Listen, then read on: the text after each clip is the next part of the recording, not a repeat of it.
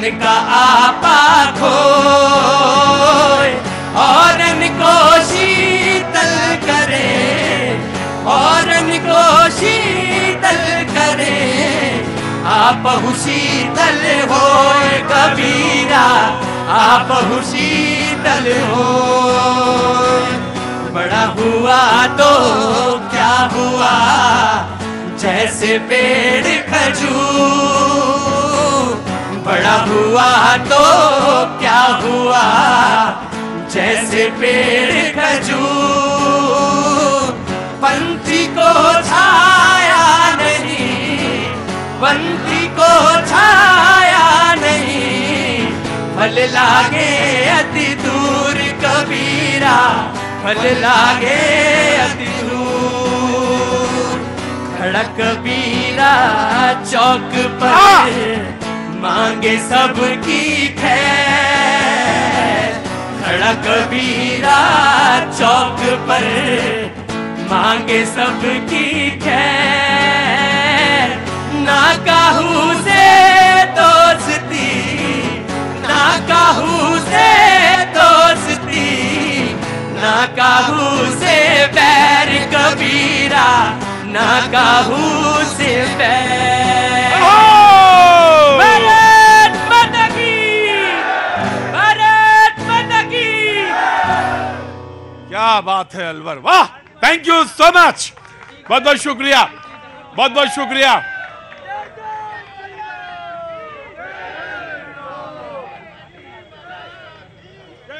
जितना बोलना है पहले बोल लीजिए, जितना थकना हो पहले थक लीजिए, और उसके बाद बातचीत का सिलसिला मैं अलवर से शुरू करता हूं। अलवर, क्या कहूं मैं इस शहर के बारे में। मैं कोरोना के समय में भी यहां पे घूमा और बहुत घूमा, और अलवर के बारे में यह था कि शायद इस बार चूक जाता, मैं अलवर शायद ना आता, जैसे मैंने पहले कहा, लेकिन अलवर आना चाहता था, जरूर आना चाहता था, बड़ी इच्छा थी। अलवर कई बार शो किए हैं लाइव मैंने, तो अलवर आना चाहता था। और बस आपकी वो जो मिठाई है ना कलाकंद, ऊपर से तो थोड़ी सी ठोस होती, लेकिन अंदर से बड़ी नरम है। बहुत बहुत शुक्रिया जी। भाई साहब, क्या हुआ, क्या हो गया, दिक्कत क्या हुई? हाँ जी, खड़े होइए, खड़े होइए। अलवर के लोक देवता भर्तृहरि बाबा की जितने देवता हैं, जितने लोक देवता हैं, सबको प्रणाम करता हूं। इस वीर भूमि को प्रणाम करता हूं। वो तमाम सारे लोग जो यहाँ पे मौजूद हैं, उन सबको बहुत बहुत प्रणाम करता हूं। 1775 में इस मौजूदा अलवर शहर की नींव, कैपिटल, बहुत सारे लोग तरह तरह के इतिहास पे बहुत सारा जानना चाहते। मैं इतिहास पे नहीं जाना चाहता, मैं सिर्फ इतनी बात जानना चाहता हूं कि अलवर शहर का मिजाज कैसा है, और वो बहुत जरूरी है जानना। मैं कल भरतपुर में शो कर रहा था, और भरतपुर वालों ने एक बात कही कि देखिए साहब, ये भरतपुर है और बगल में अलवर है, अलवर कितना सजा हुआ लगता है और भरतपुर कैसा लगता है। अब ये सजा हुआ अलवर कैसा है मैं जानना चाहता हूं, और बहुत सारे लोग जानना चाहते हैं। देश विदेश में तमाम सारे लोग जो इस शो को देख रहे हैं, वो सब अलवर को देख रहे हैं इस वक्त, और अलवर के बारे में जानना चाहते हैं। मैं देख रहा हूं वकील भी बैठे हैं, पत्रकार भी हैं, जनता के तमाम सारे नुमाइंदे यहाँ पे हैं, और जनता खुद यहाँ पे मौजूद है। एक चीज जो सबसे, जी, अरे बिजनेसमैन, इनके बगैर तो कुछ सजता ही नहीं है। ये जो बिजनेसमैन है, यही सबसे ज्यादा खास है। बिजनेसमैन को बहुत बहुत स्वागत है, थैंक यू सो मच। जो मेहमान हमारे साथ मौजूद हैं, मैं तारुफ करा देता हूं उनसे, लेकिन बातचीत का सिलसिला जैसे रोज शुरू होता है, वैसे ही जनता के बीच में जनता के सवाल और जनता की तमाम सारी वो मुद्दे जिनको मौका कभी नहीं मिलता कि रखा जा सके। आज उम्मीद करता हूं कि अलवर से वो तमाम सारे सवाल आएंगे। कौन जीता, कौन हारा, कौन सरकार बनाएगा, ये सवाल तो ठीक है, वो अपनी जगह है, लेकिन आज बहस ऐसी होनी चाहिए कि लगे हाँ, ये अलवर में एक बहस हुई। मैंने इससे पहले भी कई शो किए हैं यहाँ पे, और मैं अलवर का हृदय से आभारी हूं कि अलवर ने हमेशा 100 में 100 नंबर पाए हैं। बहुत बहुत शुक्रिया। केजी खंडेलवाल साहब बीजेपी का पक्ष रखने के लिए मौजूद हैं, बहुत बहुत शुक्रिया खंडेलवाल साहब। राजेश कृष्ण सिद्धू साहब कांग्रेस नेता हमारे साथ मौजूद हैं, बहुत बहुत शुक्रिया, वो कांग्रेस का पक्ष रखेंगे। शेर मोहम्मद साहब मुस्लिम नेता, जिला मेव पंचायत संरक्षक हैं, बहुत बहुत शुक्रिया। मेवात का इलाका बहुत बड़ा इलाका यहाँ पर है, उसका ये प्रतिनिधित्व कर रहे हैं, बहुत बहुत शुक्रिया। मुरारी पराशर जी, मैं एक बात के लिए कहना चाहता हूं कि कृपया कस के ताली बजाइए। मैं बहुत सारे शहरों में जाता हूं लेकिन कोई पर्यावरणविद नहीं मिलता, लेकिन ये एक ऐसा शहर है जिसने अपना पर्यावरणविद भी रखा है। बहुत बहुत शुक्रिया sir Murari Parashar ji, thank you so much Murari ji. सवाल का जवाब शुरू करें उससे पहले मैं एक दो लोगों से पहले बातचीत करना चाहता हूं और देखना चाहता हूं कौन कहां कितने बातचीत का सिलसिला जोड़ना चाहता। जी जी, आ रहा हूं बड़े आराम से, 1 घंटा आप ही के बीच हूं। क्या नाम है साहब आपका? भानुप्रकाश गुप्ता। भानुप्रकाश गुप्ता। भानुप्रकाश गुप्ता। जोर से बोलिए ना गुप्ता जी। गुप्ता सर। भानुप्रकाश गुप्ता। तो भानुप्रकाश जी क्या काम करते हैं? आ रहा हूं। अपना अनाज मंडी आड़त का काम है। अनाज मंडी आड़त का काम है जी। कोई बात कहनी है क्या? एक तो पहले ये है कि आपका तहे दिल से स्वागत है, आप अलवर में आए डिबेट करने के लिए। प्रतीक जी बहुत इंतजार। अरे ये तो राजस्थान का सिंह द्वार है, यहाँ तो आना ही था, यहीं से तो शुरू होना था। मैं आपका तहे दिल से अलवर वासियों का बहुत स्वागत करता हूं। तो आप आए, आपकी डिबेट देखते हैं, दिल्ली में आप करते हैं, ऐसा संभव लग नहीं रहा था आप आओगे, पर आप आए। बोला लग नहीं रहा था, हो तुम भी बड़ा दगाबाज, लग रहा था कि तुम भी नहीं आओगे, लेकिन आ गए। चलो आ गए तो बड़ा अच्छा किया, और अब आ गए हो तो जरा दिखाओ कि कैसे हो तुम। जी बोलिए सवाल। मेरा सवाल यही है, देश में अमन शांति बनी रहे, और आप पूछो। आप नहीं, मुझे कुछ नहीं पूछना, बोलना आप ही को है गुप्ता जी। हाँ पूछो बोलो। मैं तो ये चाहता हूँ देश में शांति बनी रहे, और जो चला ये गुप्ता जी शांति कैसे बनेगी? शांति ये मोदी जी अपने जो काम कर रहे हैं बहुत बढ़िया कर रहे हैं देश।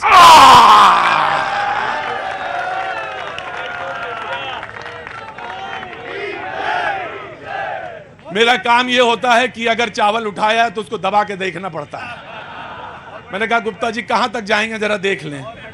गुप्ता जी ने कहा कि मोदी जी जो काम कर रहे हैं बड़ा अच्छा काम कर रहे हैं। ये इलाका एक वाद्य यंत्र के लिए पूरी दुनिया में गया, वो यहीं का था, भपंग। और मुझे बताया कि बजाने वाले ज्यादातर लोग मुस्लिम, लेकिन सारे के सारे ज्यादातर लोग शिव भक्त। और इस इलाके को मैं नमन करता हूं, प्रणाम करता हूं। इससे बड़ा उदाहरण क्या होगा इस देश में? क्या होगा? यही देश है कुल मिलाकर। भपंग एक वाद्य यंत्र बॉलीवुड तक गया। कहते हैं कि एक बार दिलीप कुमार साहब ने देखा और उसको वहां तक ले गए, बॉलीवुड तक। तो बहुत सारा स्वागत है। गुप्ता जी ने बात कह दी है। और जी हाँ जी, हाँ आंखें फिल्म में, फिल्म याद है आपको, मैं आऊंगा आपके पास। बीजेपी अपना सीएम का चेहरा क्यों नहीं दिखा रही है? लोग बार बार पूछ रहे हैं कि राजस्थान में सीएम का चेहरा आप क्यों नहीं बता रहे हैं? सीएम का चेहरा बता दीजिए, ये कांग्रेस के नेता पूछ रहे हैं आपसे। बीजेपी कमल के फूल पर चुनाव लड़ रही है और नरेंद्र मोदी सीएम का चेहरा और प्रधानमंत्री का चेहरा भी है। थोड़ा सा जवान लड़खड़ाई थी लेकिन सुधार लिया। बॉल एकदम सही टप्पा खाई थी, लेकिन उन्होंने लड़खड़ाती जबान से चीजों को संभाला। बोला वही है कमल के निशान पर। और साहब कांग्रेस क्या है? अगर ये सीएम का चेहरा बता रहे हैं कि भाई कोई नहीं है, कमल का फूल है, तो फिर ये मैंने कहा यही सवाल पलट के आपसे है। हमारा चेहरा सदा से कांग्रेस डेमोक्रेसी में विश्वास करती है। जो विधायक चुन के आते हैं उनको ही हम चुनते।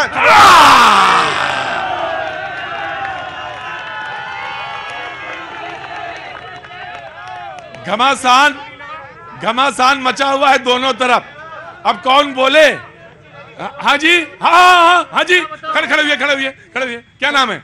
एडवोकेट योगेश यादव। हाँ वकील साहब बहुत बैठे हैं आज। हाँ जी बोलिए एडवोकेट साहब। मैं कह रहा हूँ सचिन या गहलोत साहब, ये नाम सचिन या गहलोत साहब। और जनता है देखिए, डेमोक्रेसी, आप घबराइएगा नहीं, जो मन में आए वही बोलिएगा। घबराते नहीं है हम। हमारे लोकतंत्र में विश्वास है। डेमोक्रेसी में जो विधायक चुनने का है, फिर उनका अधिकार हम थोड़ी छीनेंगे। डेमोक्रेसी में जो विधायक चाहेंगे वो चुनेगा। सचिन पायलट भी लड़कियों ने इनकी सरकार होते सोते क्यों लड़ रहा था सचिन पायलट? अरे कौन लड़ रहा था? क्यों लड़ रहा था वो? बोले सचिन पायलट क्यों लड़ रहा था? अरे लड़ रहे थे, मैं लखनऊ में उधर रहने वाला हूं तो लड़ रहे थे, हो गया। अरे तो सचिन पायलट क्यों लड़ रहे थे? अरे भाई वो घर की बात है और वो बात हो गई। जी हुजूर बोलिए क्या नाम है आपका? मेरा लक्ष्मीनारायण गुप्ता नाम है। मैं तो ये कह रहा हूँ क्या काम करते हैं साहब? सर मेरा दवा का काम है, दवा का व्यवसाय। दवा की जरूरत है सबको। मैं तो सिर्फ कांग्रेसी मित्रों से इतना सा पूछना चाहता हूँ, क्या इनको वर्तमान अशोक गहलोत नेतृत्व पे विश्वास नहीं है? क्या उसका नाम लेने से कतरा रहे हैं ये? क्या इनको वर्तमान नेतृत्व पे विश्वास नहीं है? ये तो अजब हो गया। ये तो दुनिया का 8वां अजूबा हो गया। मुख्यमंत्री इनका उस तक का नाम लेने से कतरा रहे हैं और फिर कह रहे हैं हम योजनाओं का ढिंडोरा पीटेंगे। ये तो शर्म और अरे हम घबरा नहीं रहे। पहला चुनाव है देश में जो मोदी वर्सेस अशोक गहलोत हो रहा है। अशोक गहलोत पूरे देश का नेता है, पूरे देश में विजन के काम पे कर रहा है, पूरे देश का नेतृत्व कर रहा है। इन मोदी घबराए हुए हैं। कह रहे मोदी जी घबराए हुए हैं। मैं आ गया एडवोकेट साहब। जी जी हुजूरार। हाँ राजा भोज कहाँ गंगू तेली। बात करते हैं मोदी की। मोदी क्या है? मोदी विश्व गुरु है। मोदी क्या है? विश्व गुरु। अच्छा। और देखो देखो देखो देखो मेरे शो में डिसिप्लिन रहता है, बाकी ना बोल देना। जी जी मैम नमस्ते। मैं आ गया। मैं जी जी नमस्ते। नमस्कार सर जी। अब ये क्या नाम है आपका? एडवोकेट रचना गोयल। अरे एडवोकेट आज बहुत बैठे हैं, क्या बात है? आज सारे लोग यहीं आ गए। जी जी मैम बोलिए। लोकतंत्र की ये बात कर रहे हैं तो फिर हर बार गहलोत को ही क्यों चुन लेते हैं? पायलट को आने क्यों नहीं दिया? हर बार सारे विधायक गहलोत को ही चुन लेते हैं। ये इनका लोकतंत्र है। अब वो जो वोटिंग होती है उसमें वो चुन लेते हैं। जी जी साहब। जी जनाब। आ रहा हूँ, आराम से एक एक करके आ रहा हूँ। देखिए मैंने ये पहले कहा कि ये कोई पॉलिटिकल डिबेट नहीं है, तो जब आप उसका रुख बदलेंगे तभी ये बदल पाएगा। वैसे तो मैं बदल दूं 2 मिनट में, चाहूं तो डिबेट का रुख बदल जाएगा और दूसरी तरफ चला जाएगा। लेकिन आप देखें, मैं देखना चाहता हूं कितनी देर में आऊंगा। भाई साहब एक ही गर्दन है, एक ही हाथ, इधर मोड़ लो चाहे उधर मोड़ लो, आ जाएंगे। जी बोलो। हाँ जी। यही सवाल सांसदों पे भी अप्लाई होता है। हिटलर शाही वास्तव में मोदी जी कर रहे हैं या गहलोत जी? वहाँ कोई वास्तव में चुनाव होता है और इन चुनावों में शिक्षा, स्वास्थ्य और रोजगार पे कब बातें होंगी?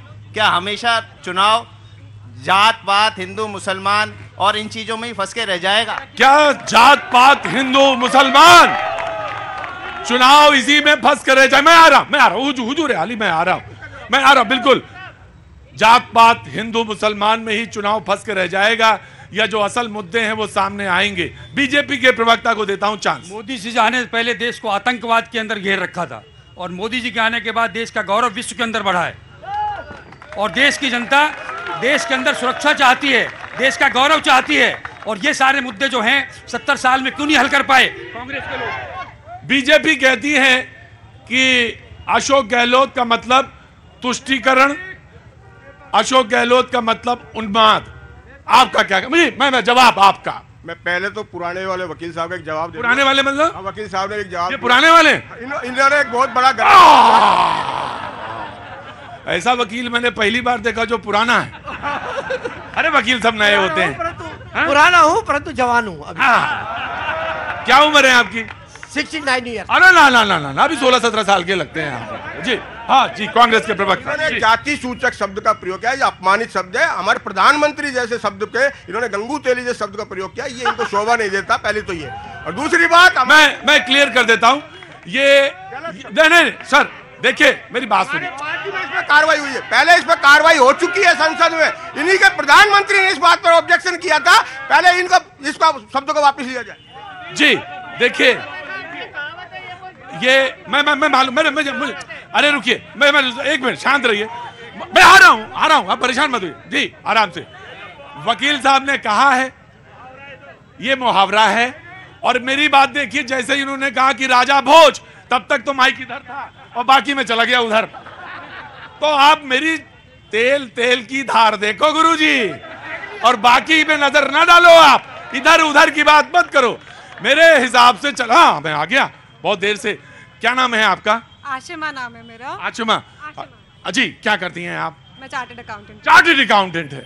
यही अलवर का खासियत है, खूबी है कि चार्टर्ड अकाउंटेंट, वकील, शिक्षक, व्यापारी, बिजनेसमैन, तमाम सारे लोग मौजूद हैं। जी आशिमा पूछिए, सवाल पूछिए। ये सब मोदी कर रहे हैं। मोदी जी हमारे देश के प्राइम मिनिस्टर हैं, उनके पास इतनी सारी रिस्पॉन्सिबिलिटीज हैं देश के लिए करने के लिए। तो उन्हीं के लिए उन्हीं के नाम पे क्यों चुनाव लड़ा जा रहा है? आप अलवर में क्या कर रहे हैं? आप ये बताइए। हर जगह कूड़ा करकट भरा पड़ा राजस्व, अलवर में बहुत बुरी हालत है।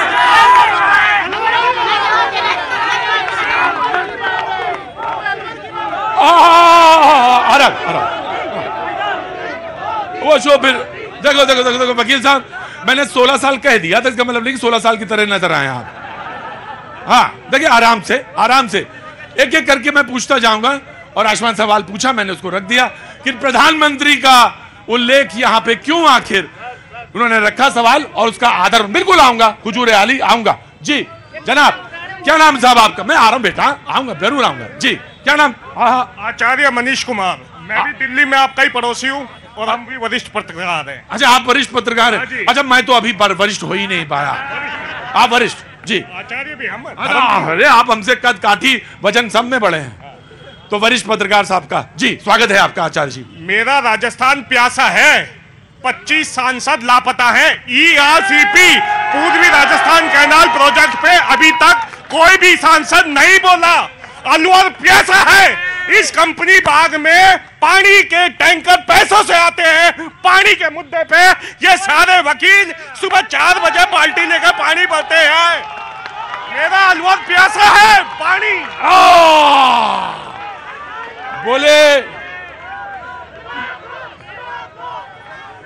बोले ये सारे वकील साहब पहले सुबह बाल्टी से पानी भरते हैं।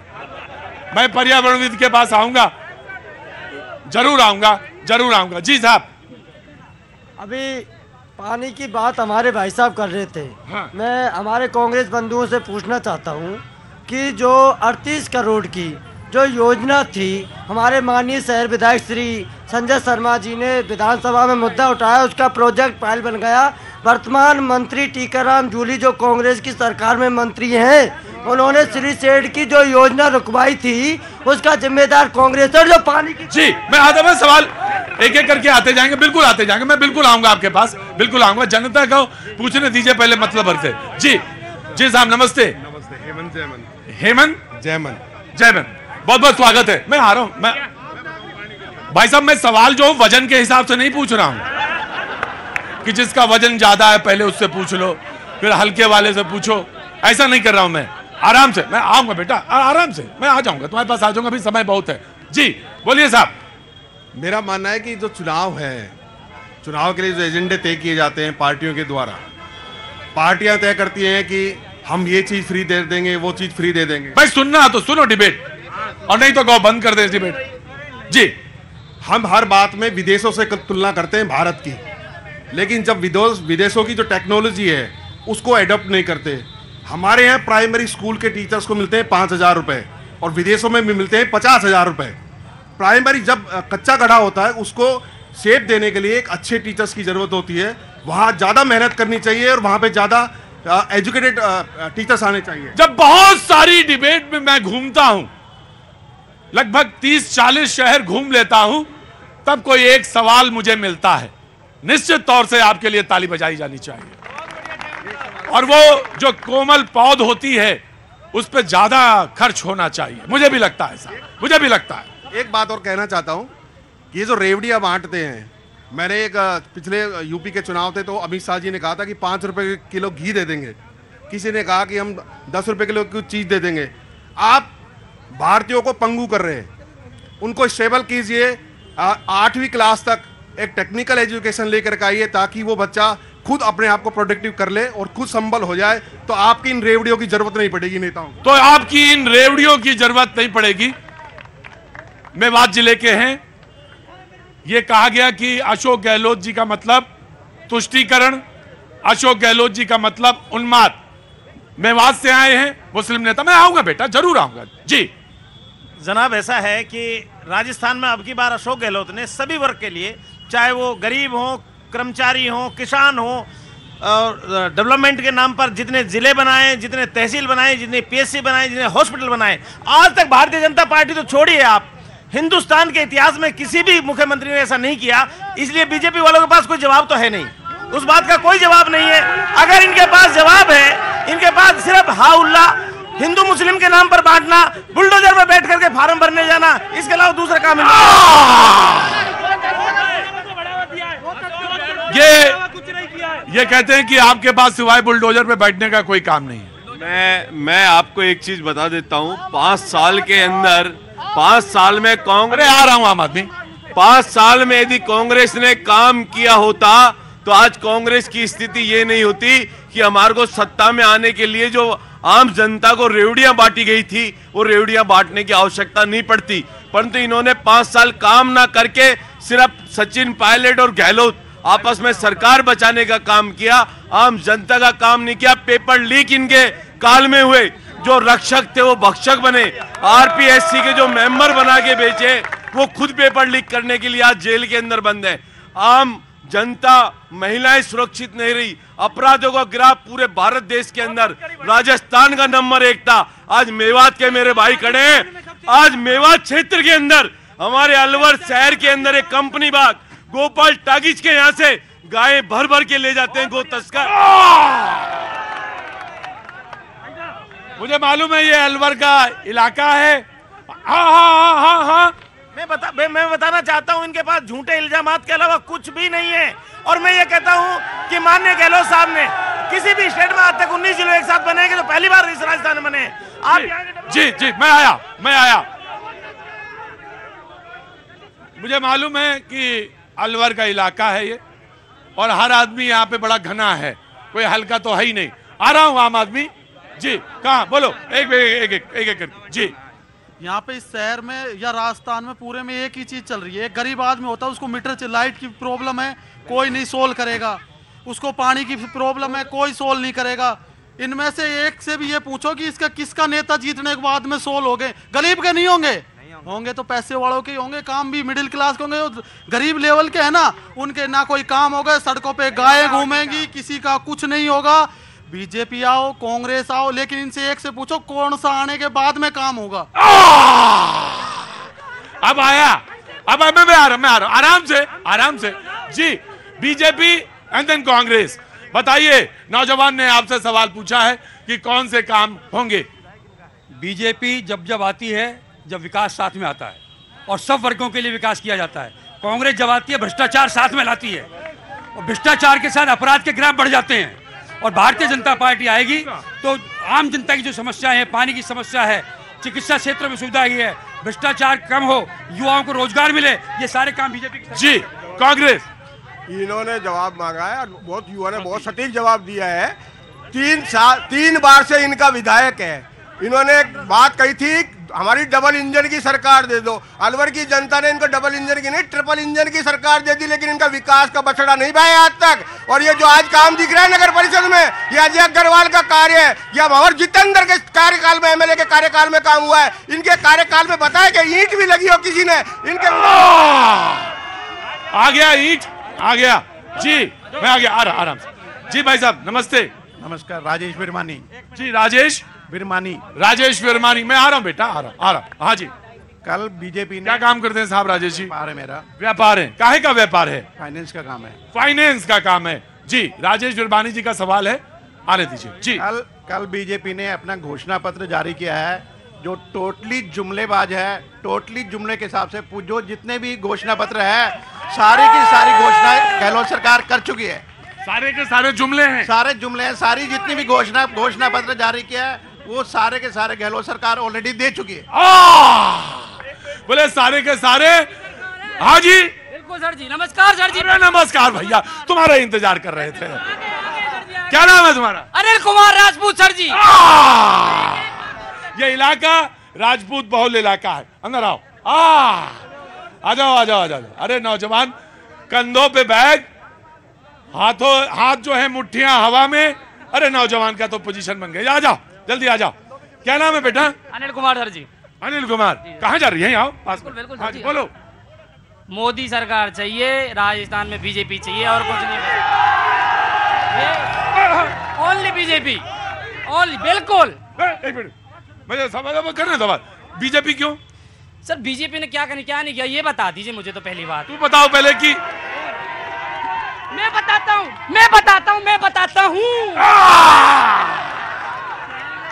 बड़े डिस्टर्ब मत करिए। वही खड़ो। हिलना नहीं, यहाँ से हिलना नहीं। इधर देखो, मेरी आंख में देखो। आप कहते हैं बीजेपी ने क्या नहीं किया, ये मैं बताऊंगा। और इधर कौन हाथ उठा? आइए आइए आइए आशा जी, आइए आइए आइए आइए, बिल्कुल आइए, बहुत देर से हल्ला मचा रही हैं जी। सवाल आपका, वो कहते हैं बीजेपी ने क्या नहीं किया जी। वो सही कह रहे हैं भाई, एक मिनट, हल्ला नहीं, मैं आ रहा हूं बाबू, आ रहा हूं जी। वो सही कह रहे हैं, बीजेपी ने क्या नहीं किया उसका तो पूरा लंबा चिट्ठा है। कुछ भी नहीं किया, not at all, not at all, कुछ भी नहीं किया जनाब। ये जो छाती खोल के यूं बोल रहे हैं कुछ नहीं किया, ये मोदी की देन है, बता रहा हूं।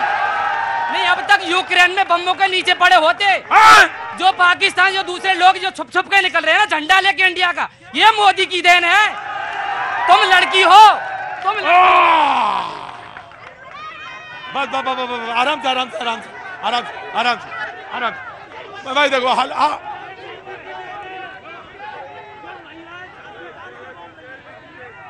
आराम से आराम से आराम जी। अलवर की बात करें, अलवर में विमेन सेफ्टी कहाँ है?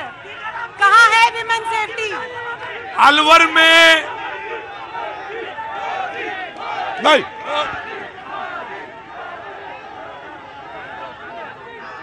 देखिए, बढ़िए बढ़िए बढ़िए बढ़िए, मुझे मालूम है इस शहर की, भाई एक मिनट, लो भाई साहब प्लीज, मुझे इस शहर की तासीर मालूम है, मुझे इस शहर की तासीर मालूम है, लेकिन आराम से ये कहते हैं कि, ये कह रही हैं, हालांकि इन्होंने तो कह दिया कि अलवर में वुमेन कहाँ सेफ है, तो राजस्थान में तो ये नारा है, बीजेपी का नारा है, इस पर जवाब देना चाहते हो? कौन सा नारा सर जी? इन्होंने कहा कि औरतें कहाँ सेफ है अलवर में। अच्छा, अलवर ठीक है, अलवर में बालकनाथ जी हैं, वो हैं, लेकिन सरकार किसकी है राजस्थान के अंदर, मैं पूछना चाहूंगा। और दूसरी बात, कांग्रेस का एक ही मुद्दा है, जो राम मंदिर है, वही मुद्दा। ये मैं ये पूछना चाहता हूँ कांग्रेस सरकार से, बस एक भैया एक सवाल मेरा कांग्रेस सरकार से, बस लास्ट सवाल, बस एक सवाल, कि कांग्रेस के ऊपर, मतलब कांग्रेस कोई मुद्दे नहीं उठाती है, ओनली फॉर मोदी के अलावा उनके मुख से कोई जवाब निकला हो तो मेरे को बताना। क्या मोदी ये नहीं कर रहा, मोदी वो नहीं कर, राम मंदिर वो हिंदुस्तानियों के, मतलब हिंदू मजहब के ऊपर धिक्कार। मुझे मालूम है, आराम, बैठ जाओ चुपचाप, अच्छा आराम से। बड़ी जबरदस्त खेल है पाजी, आप ही खड़े हो, 1.25 लाख थे, एक लड़ा होता है गोविंद सिंह नाम का, हाँ आप ही की याद आ गई मुझे। आराम से देखिए, अगर ज्यादा मैं हटा दूंगा, आप बैठिए आराम से, आप बैठिए आराम से। नहीं, मैं अपने हिसाब से करूंगा जी, जी आराम से मेरी तरफ देखो, क्या करते हो आप जी, आराम से जी, आराम से जी। मैं राजस्थान सरकार, कांग्रेस सरकार की आपको बताना चाह रहा हूँ, ये बहन जी जो खड़ी है, ये बीजेपी सरकार है जिसमें महिला सुरक्षा पे इतना बल दिया जाता है। कल भाजपा के घोषणा पत्र में एंटी रोमियो स्क्वाड की बात हुई है। आपने देखा यूपी में जब योगी आदित्यनाथ जी आए, उन्होंने एंटी रोमियो स्क्वाड बनाया, उसी प्रकार भाजपा ने कल अपने घोषणा पत्र में बोला है कि एंटी रोमियो स्क्वाड आएगा। और मैं युवाओं की तरफ से एक बात बोलना चाहता हूं कि कांग्रेस सरकार ने पिछले 5 साल में गहलोत जी ने अपना और अपने खानदान का, और उनके प्रदेश अध्यक्ष डोटासरा ने अपना खानदान का,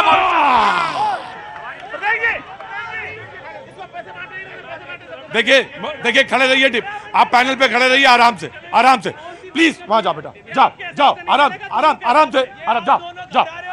आयशा बाहर नो जी, मेरा तुमसे तो पूछ चुका हूं, नो बात इसमें जो नहीं बोला वो बोलेगा। बैठिए मैं, आशा आप पीछे जाएंगी, उसके पीछे बेटा, तुम भी पीछे, हाँ वो गया जी। अलवर में विकास की बात हो रही है, अलवर में विकास की बात हो रही है, इसमें मोदी गहलोत नहीं आता। अलवर शहर की बात करें, भाई बोले दो ना, अलवर शहर की बात करें, अलवर शहर में 15 साल बीजेपी के एमएलए रहा, सांसद हमेशा बीजेपी का रहा। अलवर ने विकास क्या करा, ये बताइए कि अलवर ने विकास क्या कहा, और ये सवाल पूछा नहीं, आराम से 1 by 1। और एक चीज मेरा नियम बहुत अच्छा है और बहुत साफ है, ना काहू से दोस्ती, तो यहां से वहां मत बताइएगा मुझे जी। पहले कांग्रेस देन बीजेपी। अरे बोलिए, यहाँ पे समय कहाँ आप पहुंचा? हाँ जी बोलिए। अभी जो जब से बात कर रहे थे मोदी ने क्या किया, मोदी ने जो किया वो बता दें। भाई देखिए, अगर वहां से डिस्टर्ब करेंगे नो, नहीं प्लीज नहीं, नो जी जी। मोदी ने आपसे बात की थी स्मार्ट सिटी की। मैं पूछना चाहता हूं भाजपा के साथियों से, एक स्मार्ट सिटी बताए, एक एम्स बताए, एक इन्होंने जितने भी काम किए एक भी अगर मोदी ने किया 5 साल में। मोदी को इतना डर लगता है चीन जा सकता है सुरक्षित बता रहे थे। मोदी मीडिया के सामने 9 साल में एक प्रेस कॉन्फ्रेंस नहीं कर पाया, वो कितना सुरक्षित है। देखिए, मैं आपकी कल्चर से तो नहीं वाकिफ हूं राजस्थान की, लेकिन जहां से मैं आता हूं वहां कर पाया नहीं बोला जाता, कर पाए बोला जाता है, तो मैंने सुधार दिया। कोई बात नहीं। बीजेपी जी। मोदी जी ने पानी की समस्या के लिए राजस्थान को जो पैसा दिया उसमें गबन करके आपने भ्रष्टाचार किया, और जो आपके सचिवालय में पकड़ा गया, सचिवालय के कमरों में कैसे सोना और रुपए पकड़े जाते हैं, आपके मंत्रियों के जो भ्रष्टाचार करते हैं जेल में जाते हैं। और जब कांग्रेस की सरकार रही तो आपका आधा मंत्रिमंडल जेल में था। जी मैं आया आराम से, आराम से बैठो बैठो, आराम से। क्या नाम है आपका? रवि जुनेजा। रवि जुनेजा। रवि जुनेजा। जोर से बोला करो। रवि जुनेजा। क्या काम करते हैं साहब? व्यापारी नेता है, व्यापार करते हैं, रेडीमेड व्यापारी नेता है और रेडीमेड का व्यापार है। नेता भी हैं? व्यापारी नेता है। व्यापारी ही वो होता है जिसके दोनों तरफ पलड़े जो हैं बराबर रहते हैं। अच्छा एक बात बताओ, हवा क्या चल रही है? टेढ़ी चल रही है। एक बड़ी समस्या है, हम कहने को तो दिल्ली एनसीआर के अंदर है, और पिछले 4 साल से आम आदमी के लिए दिल्ली तक जाने के लिए रेल सुविधा नहीं है। सारी रेलें एसी में कन्वर्टेड कर दी गई हैं। आम आदमी रेल से दिल्ली नहीं जा सकता है। और जो रोजमर्रा के व्यापारी जो अपने नौकरी पेशा है, इलाज के लिए एम्स जाने वाले हैं, वो आश्रम एक्सप्रेस के अंदर बाथरूम के डब्बों के अंदर सफर कर रहे हैं। एक बहुत महत्वपूर्ण बात कि दिल्ली एनसीआर में यह अलवर आता है। 22 हुए, 22 और 23 के बीच में ब्रेक लेना होता है मुझे। मैं तुमसे जरूर सवाल पूछूंगा। क्या नाम है आपका? हाँ? इंदु शर्मा। इंदु शर्मा। इंदु क्या काम करती हैं आप? मैं स्टूडेंट हैं और टीचर भी हैं। पढ़ाती भी हूँ और ट्यूशन भी लेती हूँ। पहले तो तुम्हारा बहुत बहुत स्वागत दिल से कि बच्चों को पढ़ाती भी हैं और पढ़ती भी हैं। भाई देखिए, भाई आप कौन है? नो जी गुरु जी वहां पर, वहां जी बोलो मंजू, जल्दी बोलो। सर वो दी ऐसे पूछ रही थी। भाई एक मिनट रुको यार, क्या हुआ? अरे रुको, ठेका दे रहे हैं सर। सब ऐसे पूछ रहे हैं कि मोदी ने क्या किया। भाई आप क्या कर रहे हैं? भाई क्या कर रहे हैं आप? जी सर सब मोदी जी से पुटअप कर रहे हैं क्वेश्चन कि मोदी जी ने क्या किया। तो कांग्रेस ने क्या किया? सारे 13 पेपर लीक्स करवा दिए। हम यही वेट करते रहेंगे कि चुनाव कब आए और हम पेपर कब दें। क्या मुझे लगता है कि अलवर से या तो मुझे भी वही सीख लेनी चाहिए जो अलवर इस समय परिचय दे रहा है। अगर आप सुनिए, मुझे जानते नहीं है आप, फिर जो बहुत अच्छा लगता है मैं उसको लाद के दिल्ली ले जाता हूं अपने साथ। चुपचाप बैठिएगा। वक्त छोड़ दे ब्रेक का, ब्रेक के बाद फिर आ जाए। ऐसी वाणी बोलिए मन का आपा खो।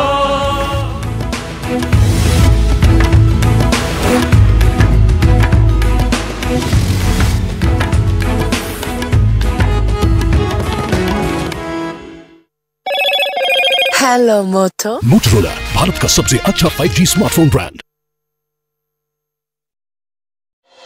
का खतरनाक जंगी जहाज ईरान के पास ओमान की खाड़ी में पहुंच चुका है और ईरान की सीमा से केवल 300 किलोमीटर दूर खड़ा है। पश्चिमी मीडिया ने दावा किया कि ओमान की खाड़ी में तैनात अमेरिका के जंगी जहाज पर कई लड़ाकू विमान और मिसाइलें तैनात हैं जो ईरान के पूर्वी और मध्य हिस्से को तबाह कर सकती हैं। इसके अलावा अमेरिका ने अपना एक जहाज साइप्रस के पास तैनात कर दिया। तो वहीं अमेरिका का B-1 बॉम्बर तुर्की के पास लाल सागर में तैनात कर दिया गया।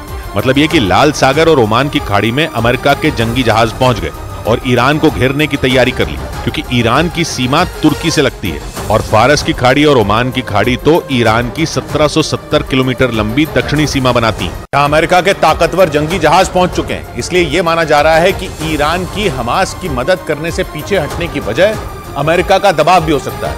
क्योंकि अमेरिका लगातार इस कोशिश में है कि ईरान पश्चिम एशिया में इजरायल के खिलाफ खेमेबंदी को रोक दे, जिसका सबसे बड़ा उदाहरण अमेरिका के सैन फ्रांसिस्को में हुई शी जिनपिंग और जो बाइडेन की मुलाकात है। क्योंकि इजरायल के मीडिया ने दावा किया कि इस मुलाकात में अमेरिका ने खुलकर चीन से बोल दिया कि वो ईरान को पश्चिम एशिया का माहौल बिगाड़ने से रोके।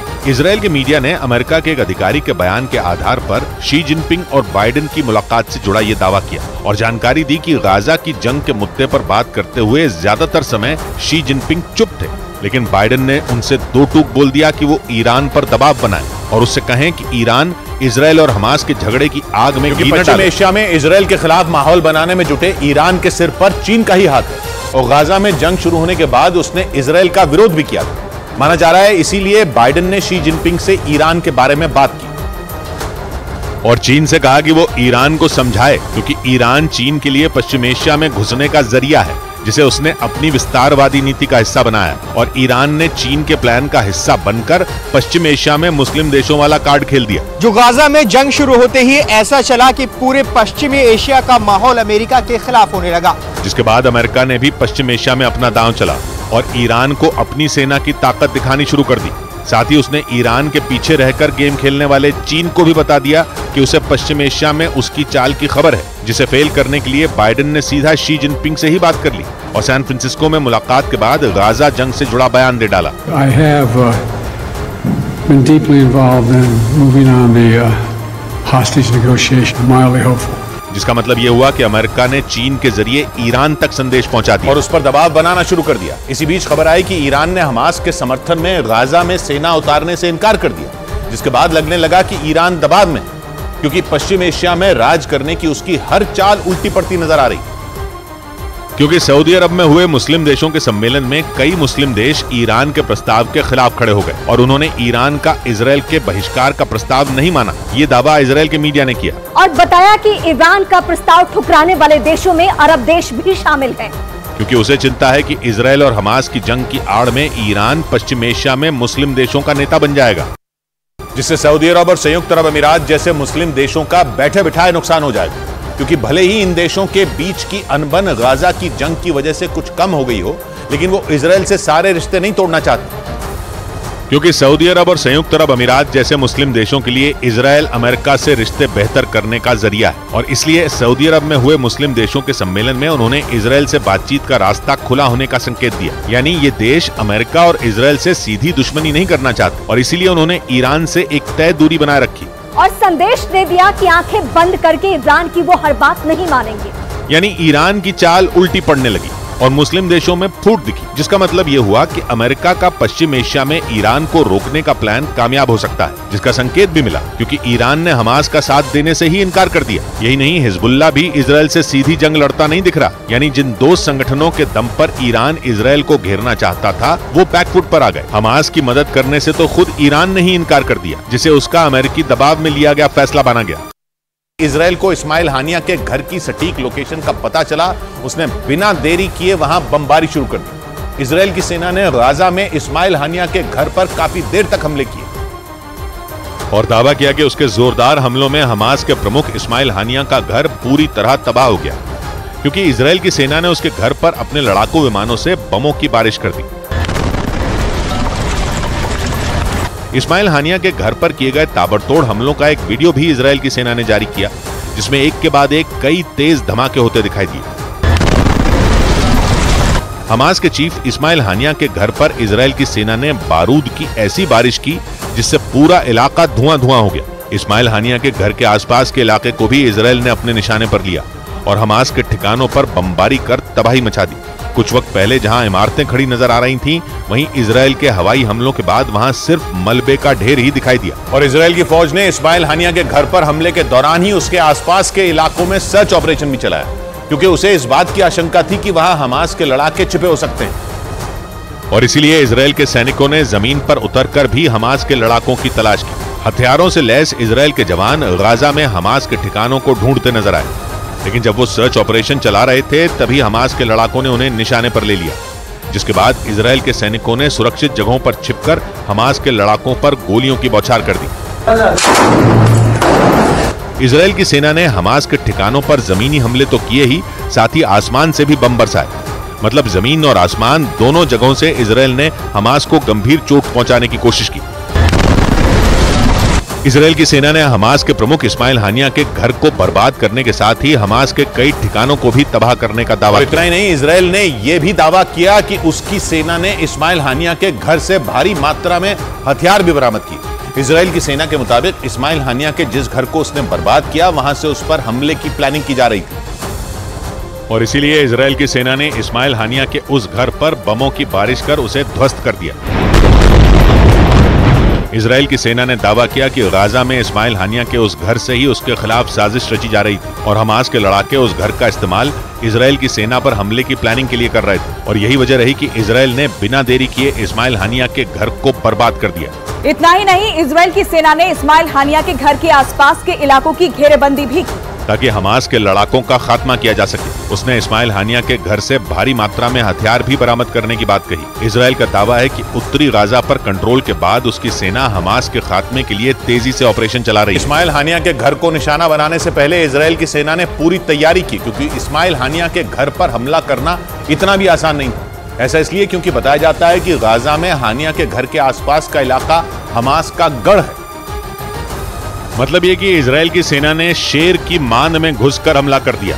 गाजा में अल शिफा अस्पताल को घेरने के बाद से ही इजराइल की नजर इस्माइल हानिया के घर पर थी क्योंकि इजराइल की सेना जल्द से जल्द हमास के टॉप नेताओं के खात्मे की कोशिश में जुटी है और उसके निशाने पर हमास के टॉप कमांडर भी हैं। इजराइल की सेना के मुताबिक गाजा में हमले शुरू करने के बाद वो हमास के 60 से ज्यादा कमांडरों को मौत की नींद सुला चुकी है। लेकिन उसकी कोशिश हमास की बड़ी मछलियों को अपने जाल में फंसाने की है क्योंकि इजराइल का मानना है कि जब तक हमास के टॉप कमांडरों को ढेर नहीं किया जाएगा तब तक हमास का नामो निशान नहीं मिटाया जा सकता और इसीलिए हमास का प्रमुख इस्माइल हानिया भी इजराइल की हिट लिस्ट में पहले नंबर पर बताया जाता है। गाजा पट्टी में ग्राउंड ऑपरेशन के दौरान आईडीएफ ने पूरी दुनिया के सामने वो सबूत पेश किए जिसका दावा इजराइल जंग के पहले दिन से करता आ रहा है और वो दावा है कि हमास के लड़ाके गाजा के रिहायशी इलाकों और आम लोगों के घरों को इजराइल पर हमले के लिए इस्तेमाल करते हैं, जिसका सबूत पेश करते हुए आईडीएफ यानी कि इजराइल डिफेंस फोर्स ने गाजा पट्टी के बेत हनून में मौजूद एक घर का वीडियो जारी कर दिया जिसमें साफ नजर आया कि एक बच्चे के कमरे में हमास के लड़ाकों ने हथियार छिपा रखे थे। यह हथियार बच्चे के बेड के भीतर बने बॉक्स में छिपा कर रखे गए थे। आईडीएफ को बच्चे के कमरे से हमास के रॉकेट, लैंडमाइंस, राइफल समेत कई हथियार मिले। इस वीडियो के सामने आने के बाद इजराइल का दावा काफी मजबूत हो गया कि हमास आम लोगों के घरों को इजराइल पर हमले के लिए इस्तेमाल करता है। अल शिफा अस्पताल में घुसने के बाद इजरायली सैनिकों ने वहां की कई इमारतों और बेसमेंट में लड़ाकों की तलाश शुरू कर दी। इससे पहले इजराइल की सेना ने भीषण जंग के बाद इस अस्पताल पर कब्जा करने का दावा किया जिसके लिए इजराइल की सेना ने बहुत बड़ा अभियान चलाया। उसके सैनिक टैंक और बुलडोजर लेकर अल शिफा अस्पताल परिसर के अंदर घुस गए जिसके बाद वहां भीषण लड़ाई हुई। महाकोश कच्ची घानी सरसों तेल और रिफाइंड सोयाबीन ऑयल, चुनो सही।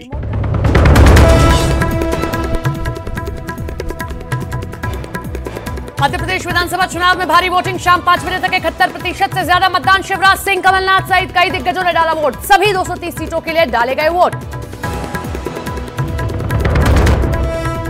छत्तीसगढ़ में शाम 5 बजे तक 67% से ज्यादा मतदान। दूसरे दौर में बाकी बची 70 सीटों के लिए हुई वोटिंग। गरियाबंद में नक्सली हमले में आईटीबीपी का जवान शहीद।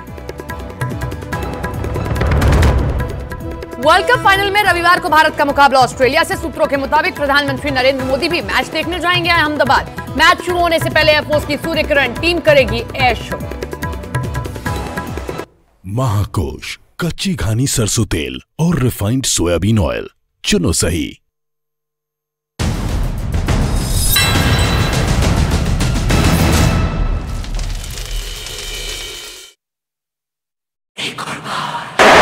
लेकिन दावा है कि इजरायली सैनिकों के हमलों से घबराकर हमास के लड़ाकों ने अपनी हार मान ली, यानी लड़ाके या तो इजराइल के हमलों में मारे गए या वहां से भाग खड़े हुए। ये अस्पताल उत्तरी गाजा में मौजूद है जो पिछले कई दिनों से जंग का केंद्र बना हुआ है। इजरायली सेना पिछले हफ्ते से ही वहां बहुत बड़ा ऑपरेशन चला रही है। उसके सैनिकों ने अल शिफा अस्पताल को पहले से ही घेर रखा था और फिर मौका देखकर वो पूरी तैयारी के साथ अस्पताल परिसर में घुस गए। अल शिफा अस्पताल प्रशासन के मुताबिक उन्हें इजरायली सेना की तरफ से अपनी जान बचाने के लिए आधे घंटे का वक्त दिया गया था, जिसके बाद नेतन्याहू के सैनिक हमला करते हुए अंदर पहुंच गए और अल शिफा अस्पताल के अंदर पहुंचते ही इजरायल की सेना ने सर्च ऑपरेशन शुरू कर दिया उसके सैनिक अस्पताल की अलग अलग इमारतों में पूरी सावधानी के साथ दाखिल हुए, क्योंकि इजराइल ये आरोप लगाता रहा है कि अल शिफा अस्पताल हमास का कमांड सेंटर है और हमास ने उसके नीचे सुरंगों का जाल बना रखा है। ऐसे में इजरायली सैनिक धीरे धीरे वहां की अलग अलग इमारतों में घुसते दिखाई दिए। इस दौरान उन्होंने वहां के कई कमरों से हथियारों का जखीरा मिलने का दावा किया।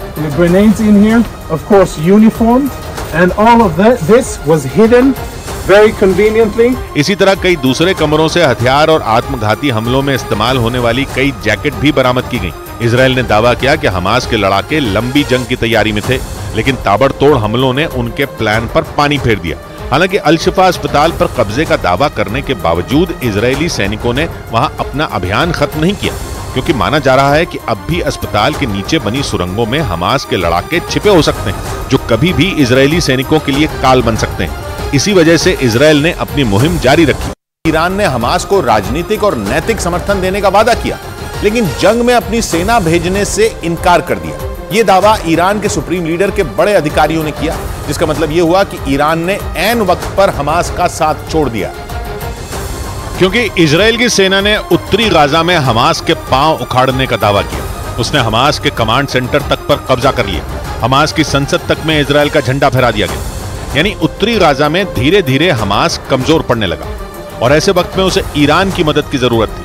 लेकिन ईरान ने ऐन वक्त पर हमास को धोखा दे दिया, क्योंकि ईरान के supreme leader Ayatollah Ali Khamenei के बड़े अधिकारियों ने दावा किया कि ईरान ने गाजा में अपनी सेना भेजने से इनकार कर दिया। उनके मुताबिक हमास चीफ इस्माइल हानिया और खामनेई की 5 नवंबर को मुलाकात हुई थी, जिसमें खामनेई ने हानिया से दो टूक बोल दिया था कि वो ईरान को इस जंग में न घसीटें और वो इस जंग में ईरान की सेना नहीं भेजेंगे। जबकि इस मुलाकात के बाद हमास को ईरान से और हथियार मिलने की उम्मीद थी, लेकिन ईरान के ऐन वक्त पर मुकरने से हमास की मुश्किल बढ़ गई, क्योंकि ईरान 7 अक्टूबर के बाद से लगातार इजराइल के खिलाफ हमले बोल रहा है। यही नहीं, ईरान उसके खिलाफ बोल रहा है, यही नहीं, उसने इजराइल के खिलाफ जंग के कई मोर्चे खुलने की धमकी भी दी थी। लेकिन अचानक ईरान पलट गया, क्योंकि उसने गाजा की जंग से अपने हाथ पीछे खींच लिए और हमास को केवल राजनीतिक और नैतिक समर्थन देने का ऐलान किया। यह दावा ईरान के सुप्रीम लीडर के कुछ करीबी अधिकारियों ने किया। हमास चीफ और ईरान के सुप्रीम लीडर की 5 नवंबर को मुलाकात हुई और खबर आई कि हमास चीफ ने इस दौरान ईरान से हथियार मांगे थे। लेकिन ईरान ने हमास चीफ को ऐसा झटका दिया कि उसे इसकी उम्मीद भी नहीं रही होगी, क्योंकि 7 अक्टूबर के बाद से ईरान लगातार इजराइल के खिलाफ आग उगल रहा है। उसने इजराइल को जंग के अलग अलग मोर्चे खुलने की धमकी भी दी। लेकिन जंग के 40 दिन बीतने के बाद खबर आई कि ईरान ने हमास को अकेला छोड़ दिया और तर्क दिया कि हमास ने 7 अक्टूबर के हमले से पहले ईरान को जानकारी नहीं दी थी। ईरान के अधिकारियों का यह दावा चौंकाने वाला था, क्योंकि ईरान ने 7 अक्टूबर के बाद लगातार इजराइल को निशाने पर लिया। लेकिन अब वो कह रहा है कि उसे हमास के इजराइल पर 7 अक्टूबर को किए गए हमले के बारे में पता ही नहीं था और इसीलिए हमास उसे जंग में न घसीटे। कम से कम ईरान के कुछ बड़े अधिकारियों ने तो यही दावा किया। ईरान के अधिकारियों के मुताबिक खामनेई ने हमास चीफ से साफ साफ कहा कि हमास ने 7 अक्टूबर के हमले के बारे में ईरान को कुछ नहीं बताया था, इसलिए ईरान उसकी तरफ से इस जंग का हिस्सा नहीं बनेगा। जिसका मतलब यह हुआ कि ईरान ने साफ कर दिया कि वो इजराइल से सीधी जंग नहीं लड़ेगा, जबकि इससे पहले उसने मुस्लिम देशों से इजराइल का बहिष्कार करने की अपील की थी। यही नहीं, इजराइल ने दावा किया कि 7 अक्टूबर से पहले ईरान हमास के लड़ाकों को हथियार बनाने की ट्रेनिंग देना चाहता था और उसके पास इसके सबूत भी हैं, क्योंकि इजराइल के अधिकारियों ने दावा किया कि उसे हमास के लड़ाकों की ट्रेनिंग से जुड़े कुछ दस्तावेज मिले, जो गाजा के बाहर हमास के एक ट्रक में रखे कंप्यूटर में मौजूद थे। और उन्हीं दस्तावेजों के आधार पर इजराइल ने आरोप लगाया कि ईरान 7 अक्टूबर से पहले हमास के लड़ाकों को ट्रेनिंग देना चाहता था, जिसमें वो उन्हें हथियार बनाना भी सिखाने वाला था। यही नहीं, इजराइल ने दावा किया कि 7 अक्टूबर को हमास के जिन लड़ाकों ने दक्षिण इजराइल पर हमला किया था, उन्हें ट्रेनिंग ईरान में ही मिली। और इजराइल के इन दावों में अमेरिका ने भी उसका साथ दिया। अमेरिका ने दावा किया था कि हमास के लड़ाकों ने हमले से करीब 1 महीने पहले ईरान में ट्रेनिंग ली थी। ये दावा अमेरिकी अखबार वॉल स्ट्रीट जर्नल ने किया था और अपनी रिपोर्ट में लिखा था कि हमास के लड़ाकों को ट्रेनिंग और फंडिंग दोनों ईरान से मिली थी।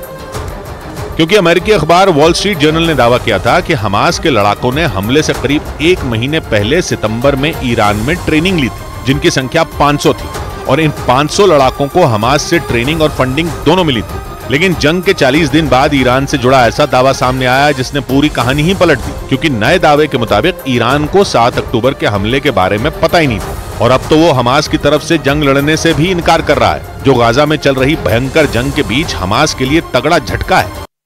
माना जा रहा है कि ईरान ने अमेरिका के दबाव में ऐसा किया क्योंकि अमेरिका ने ईरान के पास ओमान की खाड़ी में अपना खतरनाक जंगी जहाज तैनात कर दिया, जो ईरान के पूर्वी और मध्य हिस्से में हाहाकार मचा सकता है।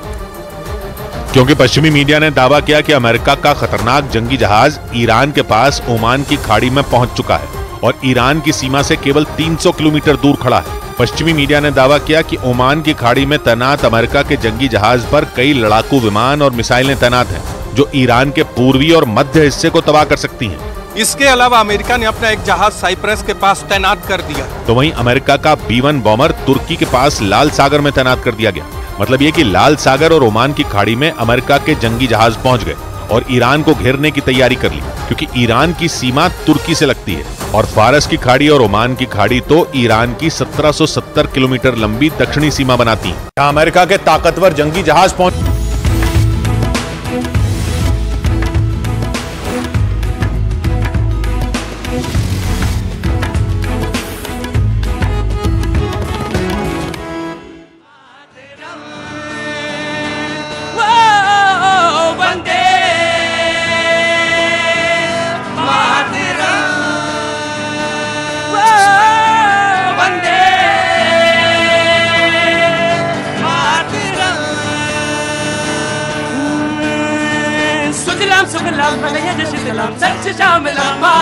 वंदे मातरम, वंदे मातरम।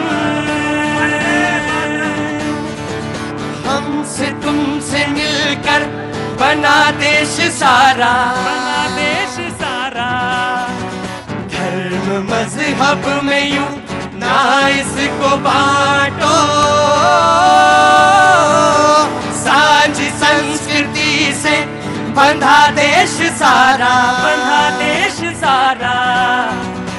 एक है हम सभी, एक ही राष्ट्र है हमारा। सब साथ में गाएंगे, वंदे मातरम,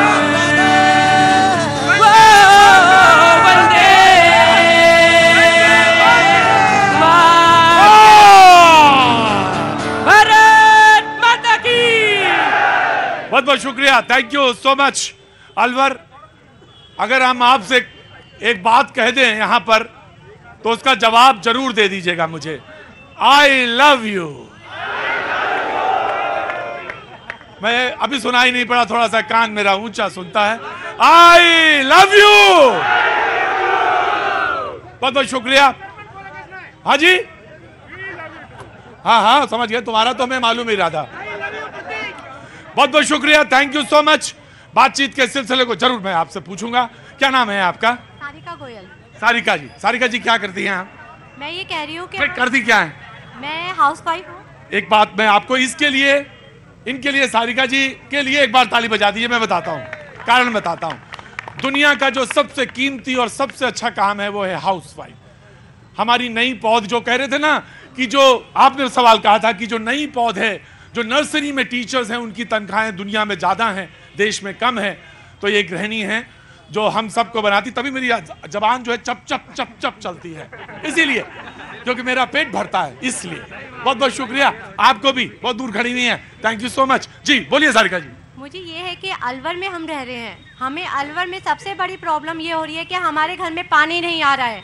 पानी नहीं आता है, हमें टैंकरों से पानी भरना पड़ता है, उसका हरियाणा कौन करेगा? ये बताइए हमें सबसे पहले। सबसे पहला सवाल कि हरियाणा में, सॉरी, यहाँ राजस्थान अलवर में पानी नहीं आता घरों में, इसका जो समाधान करेगा,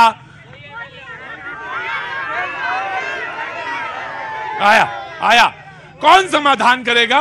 और एक बात, एक मिनट, और एक बात मैं और साफ कहना चाहता हूं कि झूठ मत बोलिएगा, वरना रात में मैं सपने में आऊंगा सबके। बिल्कुल झूठ मत बोलिएगा और कोई वादे खोखले करके मत जाइएगा, जो है वही बोलिएगा। मैं आ रहा हूं, इतने दीन होने की जरूरत नहीं है, आपका अधिकार है, जब चाहे तब ले सकते। सर एक मिनट, पहले बीजेपी जवाब देना चाहते हैं? पानी कैसे लाएंगे अलवर में? अलवर के विधायक ने जो 5 साल रहा, पानी की समस्या के लिए भगत सिंह के चौराहे पर 48 डिग्री टेम्परेचर में 8 दिन तक धरना दिया, उसका बीमार भी हुआ। 1 मिनट, उसके बाद पानी की समस्या के लिए उसने जैसलमेर से पानी लाने के लिए और नटनी का बारिश पानी लाने के वहां पर धरना दिया। राजस्थान में सरकार कांग्रेस पार्टी की रही, ये 5 साल तक होटलों के अंदर लड़ती रही, सचिन पायलट और अशोक गहलोत, लेकिन पानी की समस्या के लिए कोई इन्होंने कार्य नहीं किया, बल्कि केंद्र सरकार ने जो पैसा भेजा उस पैसे में भ्रष्टाचार किया। यहां इस शो में जो पत्रकार मौजूद हैं उन सबका मैं बहुत अभिवादन करता हूं और बहुत बहुत तहे दिल से मैं जरूर आपके पास आऊंगा। Congress will respond. जी, पानी की समस्या की जो बात कर रहे हैं, 3 बार से इनका विधायक है, मैं कोई बड़ी शर्म आती है कि अलवर से कोई ये कहते हैं धरना दिया। विधायक का काम धरना देना है क्या? ये आरटीआई कार्यकर्ता की तरह जाते हैं, प्रश्न पूछ के आ जाते हैं। विधानसभा में एक भी विधेयक पेश किया क्या? विधानसभा में कोई नियम बनवाने की बात की क्या इनके पुराने विधायक ने?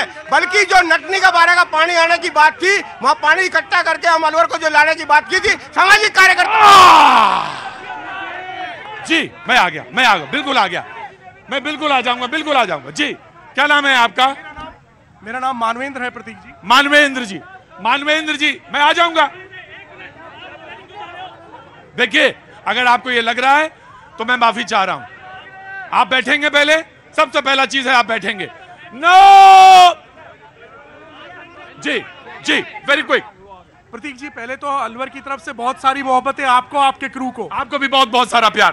प्रतीक जी, मैं यहाँ 1 घंटे से खड़ा हूँ, मैं अलवर के लिए यहाँ खड़ा हूँ, बोलने के लिए, सवाल पूछने के लिए। हमारे पास में अक्साई चीन से लेके पुलवामा तक है, लेकिन हम उस मुद्दे पे यहाँ एकत्रित नहीं हुए।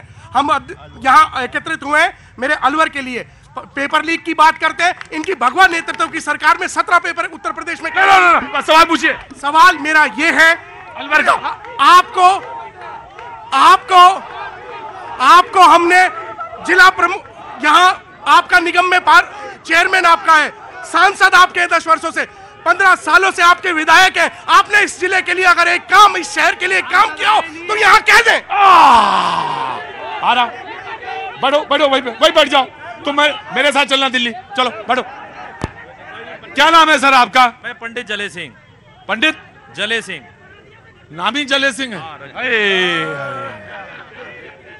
पंडित जी, एक बात कहें आपसे। बताओ ना सर। मैंने कभी जिंदगी में फरमाइशी प्रोग्राम नहीं किया, और जिसने ज्यादा हाथ उठाया उसके पास तो मैं 5 साल तक नहीं गया। लेकिन मैं अलवर में ये नियम हाँ, छोटा भाई है इसलिए मैं माफ करता हूं, बिल्कुल गलत बात है। हर आदमी को सवाल पूछने का हक है।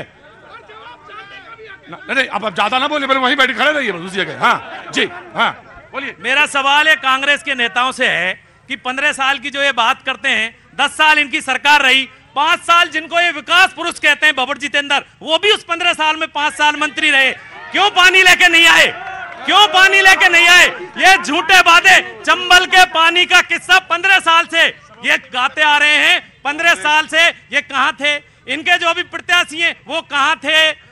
जब उन्होंने कुछ किया तो वो भाजपा के पार्षद थे, भाजपा के। और मैं ये कहना चाहता हूं, उनका जो परिवार खड़ा है ये सब मोदी जी के वोटर हैं। They are all the member of. Sarika ji का सवाल था कि यहां पर कौन भागीरथी और कौन भागीरथ होगा। अलवर में पानी को लेकर किसी ने कहा कि वकील साहब कोर्ट जाने से पहले पानी की बाल्टी लेके जाते हैं घर पे, और ये छोटे छोटे बच्चे और पानी की समस्या अलवर की सबसे बड़ी समस्या। मैं वही बात कर रहा हूं गुरुजी, कोई फारसी नहीं बोल रहा। पानी बिल्कुल, अरे आपको चुनाव थोड़ी लड़ना है। प्रतीक जी, हाँ बोलिए प्रतीक जी। ऐसी कोई समस्या नहीं जिसका समाधान नहीं हो। वाटर हार्वेस्टिंग कर दिया जाए, चौराहे पे इतना पानी जाता है, पहाड़ का आता है, वो बेकार जाता है। अगर उसको कर दिया जाए तो यहाँ बोरों में पानी हो जाए, वो पानी उपलब्ध हो जाए। आपको क्या लगता है ये सरकार को पता नहीं होगा? सरकार को पता है, इच्छा शक्ति। सबको पता है कि पानी कहां से आता है, लेकिन जब आंखों का पानी मर जाता है।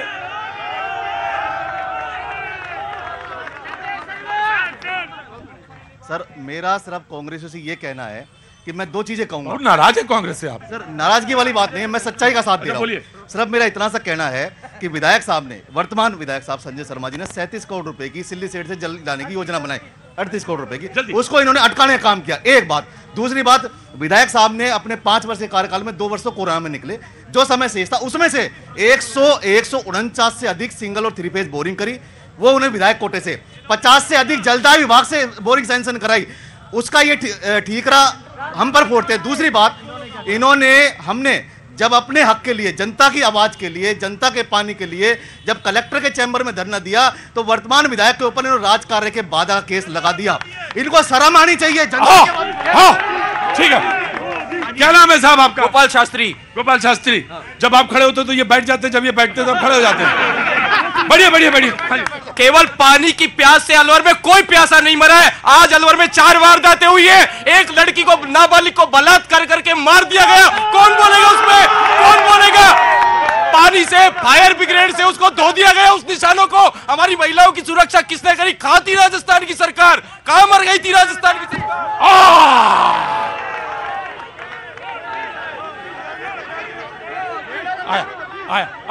आया खड़ो।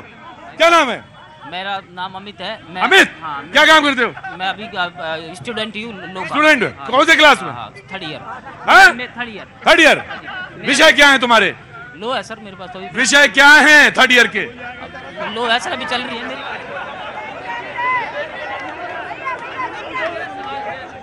विषय 3rd ईयर में क्या क्या है? अभी मैं बता दूंगा। बताओ।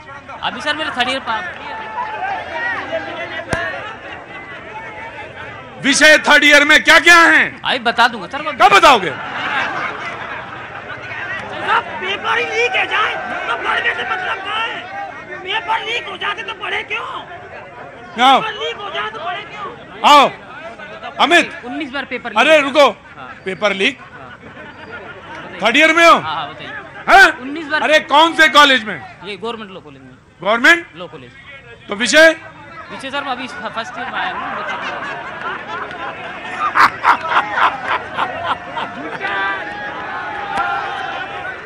आओ इधर, इधर आओ, सवाल पूछो। 19 बार पेपर लीक हुआ है। एक बार नहीं, 19 बार पेपर लीक हुआ है। एक बार होता है सर। कुंभकर्ण भी 6 महीने में जागता था, ये सरकार 5 साल सोई रही। जी जी, बड़ जी, एक मिनट मैं आया जी, नमस्ते जी, एक मिनट रुको भाई साहब। चुनाव लड़ना है क्या? नहीं लड़ना है ना, तो बैठो। पूछ नहीं, बैठो जी। हाँ, अरे एक मिनट जी। बाबू जी कहाँ से आना हुआ?